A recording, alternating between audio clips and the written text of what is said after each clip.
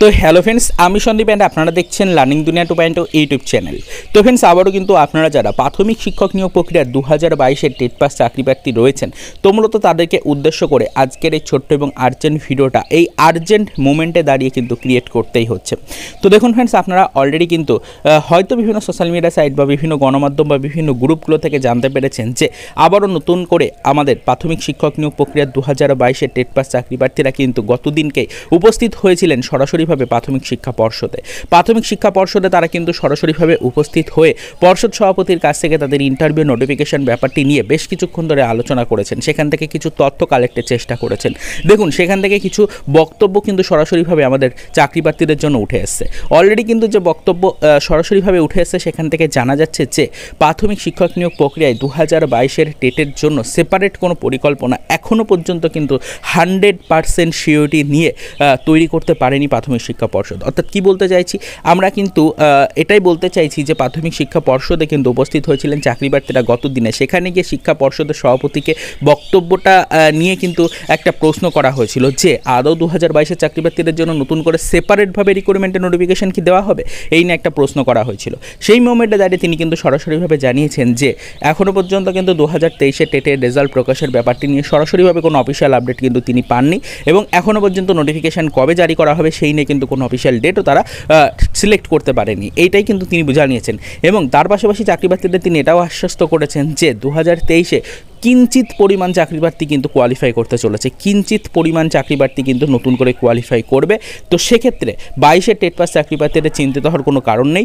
অবশ্যই কিন্তু তাদের জন্য পরিমাণ মতো ভ্যাকান্সি থাকবে। তাই 23 টেট পাস চাকরি প্রার্থীরা যদি তাদের সাথে ইনক্লুড হয়ে যায় সেক্ষেত্রেও কিন্তু তারা কোনো সমস্যার মধ্যে পড়বেন না, এরকম একটা আভাস কিন্তু তিনি দিয়েছেন। তবে বিষয়টা পরবর্তীতে কতটা কার্যকারিতা পাবে, বিষয়টা পরবর্তীতে কতটা আপনাদের জন্য সদর্থক বার্তা নিয়ে আনবে সেটা কিন্তু পরবর্তীতে আমরা কিছুটা দিন পরেই কিন্তু বুঝতে পারবো। তবে আলটিমেটলি কিন্তু ঘুরিয়ে ফিরিয়ে সেই প্রশ্নটাই সামনে উঠে আসছে যে আদৌ 2022-এর টেট পাস চাকরি প্রার্থীদের জন্য 50,000 ভ্যাকেন্সিতে নতুন করে সেপারেটভাবে রিক্রুটমেন্ট আদৌ করানো সম্ভব হবে কিনা। তো এই বিষয় নিয়ে কিন্তু সেরকম কোনো অফিসিয়াল আপডেট বা 101% সিওরিটি দিয়ে কোনো বক্তব্য পর্ষদ সভাপতির পক্ষ থেকেও কিন্তু রাখা হয়নি। তো বিষয়টা কিন্তু একটা জল্পনা তৈরি করছে নতুন করে। অলরেডি গতদিনে কিন্তু প্রাথমিক শিক্ষা পর্ষদের যে অফিস রয়েছে সেখানে উপস্থিত হয়েছিলেন চাকরি প্রার্থী মঞ্চের সদস্যরা। তারা কিন্তু এই বিষয়গুলো নিয়ে ঘুরিয়ে পেঁচিয়ে বারবার প্রশ্ন করার চেষ্টা করেছেন। তবে সেখান থেকে সরাসরিভাবে বক্তব্যটা এটাই উঠে এসছে যে 22 টেট পাস চাকরি প্রার্থীদের জন্য সেপারেট করে নোটিফিকেশন প্রকাশের ব্যাপারটি নিয়ে এখনও পর্যন্ত সেরকম কোনো 100% সিওরিটিতে কোনো তথ্য দেওয়া যাচ্ছে না। যদি 23-এর রেজাল্ট প্রকাশ করা সম্ভব হয়, যদি অ্যাডহক কমিটির পক্ষ থেকে 23-এর রেজাল্ট প্রকাশের নির্দেশিকা দেওয়া হয়, যদি প্রসেসিংয়ের কাজকর্ম কমপ্লিট হয়ে যায় তাহলে 23-এর রেজাল্ট প্রকাশ করা হবে। তারপরে কিন্তু একসাথে নোটিফিকেশন জারি করা হতে পারে। তবে সেক্ষেত্রে অবশ্যই এটুকু আশ্বস্ত করা হয়েছে চাকরি প্রার্থীদের যে খুব সামান্য পরিমাণ চাকরি প্রার্থী 23-এ কিন্তু কোয়ালিফাই করেছে। তো এক্ষেত্রে কিন্তু যদি মোটামুটিভাবে 23-এ খুব সামান্য পরিমাণ চাকরি প্রার্থী কোয়ালিফাই করে তাহলে বুঝতেই পারছেন যে ভ্যাকান্সিতে সেরকম কোনো বড় ধরনের ইফেক্ট কিন্তু পড়বে না।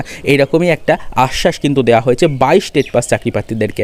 তো পরবর্তীতে এই ইঙ্গিত কতটা কার্যকারিতা পাবে, আদৌ পর্ষদ সভাপতির এই ইঙ্গিত কোনো মেন ভূমিকা রাখতে পারবে কিনা রিক্রুটমেন্ট প্রক্রিয়ার উপরে, সেদিকে কিন্তু ফ্রেন্ডস আমরা নজরদারি রাখার চেষ্টা করব। আগামী দিনে যে অ্যাডহক কমিটি গঠন করা হয়েছে সেই অ্যাডহক কমিটির পক্ষ থেকে আপনাদের 23-এর রেজাল্ট প্রকাশের ব্যাপারটি নিয়ে কী বার্তা দেওয়া হচ্ছে সেদিকেও নজরদারি রাখবো এবং ঠিক কবে নাগাদ নোটিফিকেশন জারির ব্যাপারটি নিয়ে অফিসিয়াল আপডেট দেওয়া হচ্ছে সেদিকেও আমরা কিন্তু নজরদারি রাখার চেষ্টা করব। তো আপাতত এটুকুই ছিল নতুন খবর। বিষয়টা আপনাদেরকে এটুকুই জানানোর চেষ্টা করলাম যে চাকরি প্রার্থী মঞ্চের সদস্যরা আরও একবার কিন্তু উপস্থিত হয়েছিলেন পর্ষদে। সেখান থেকে ঘুরিয়ে পেঁচিয়ে কিছু কিছু তথ্য কিন্তু তারা কালেক্ট করেছেন। সেই বিষয়গুলো কিন্তু আপনাদেরকে জানালাম। আশা করি আপনারা সকলে এই বিষয়টা বুঝতে পারলেন। তো আলটিমেটলি এটুকুই জানা গেল, এখনও পর্যন্ত কোনো খবরই 100% সিওরিটি কিন্তু পাইনি। তো কোনো খবরই এখনও পর্যন্ত কিন্তু 100% শিওর দিয়ে আপনাদের সামনে আমরা উপস্থাপনা করতে পারছি না। শুধুমাত্র কিছু তথ্য, শুধুমাত্র কিছু আভাস কিন্তু পাওয়া গেছে, সেগুলোই আপনাদেরকে জানালাম। পরবর্তীতে এই আভাসের ভিত্তিতে পরবর্তী নতুন কি তথ্য উঠে আসছে সেদিকে আমরা নজরদারি রাখছি।